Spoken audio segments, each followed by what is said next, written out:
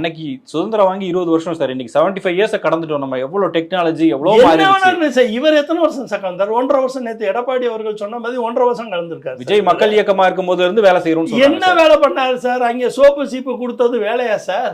என்ன சார் வேலை? அரசியலோட இருந்தோம் சார். இவர் எத்தனை தடவை இவர் வெள்ள நிவாரணம் பண்ணாரு சார்? சொல்லுங்க சார். வெள்ளம் நடக்கும்போது இவர் போய் நின்று குஜராத் பூகம்பம் வந்தப்ப கூட இவர் நிதி திரட்டி கொடுத்தாரு. என்ன வெள்ளம் தமிழ்நாட்டு சென்னையில வெள்ளம் வரும்போது இவர் எங்க போய் நின்னாருன்னு ஒரு போட்டோ விஜய் மக்கள் இயக்க களத்துல இருந்துச்சு. இவர் நின்னாரா? புசி ஆனந்த் இருந்தாரு.